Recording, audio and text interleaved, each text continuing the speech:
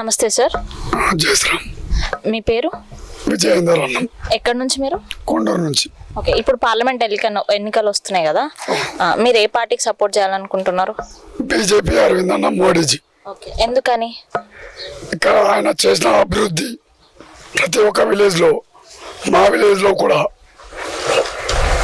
అభివృద్ధి అంటే Swachh Bharat and corona టైంలో ఇంజక్షన్, వ్యాక్సిన్ అండ్ వీధి దీపాలు, సిసి రోడ్లు అండ్ శ్మశాన వాటిక అండ్ ట్రాక్టరు, కత్తెర ట్రాక్టరు,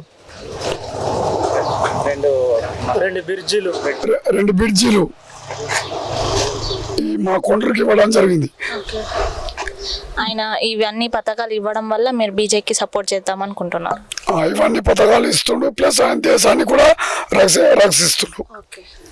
దాని గురించి మేము బీజేపీకి సపోర్ట్ ఇవ్వాలని అనుకుంటున్నాం. ఏదైనా ఫండ్స్ రాష్ట్ర ప్రభుత్వానికి రాగా మన బీజేపీ కార్యకర్తలకు కానీ ఏదైనా వస్తే మనం ఏదైనా విలేజ్లో డెవలప్మెంట్ చేసుకోవచ్చు. ఇప్పుడు ఏంటంటే డబ్బు ఒకరిది అవుతుంది, పని చేసుడు ఒకరు అవుతారు, చెప్పుకుంటూ వాళ్ళు అవుతుంది మేము వేసినామని, డబ్బేమో మన అవుతుంది.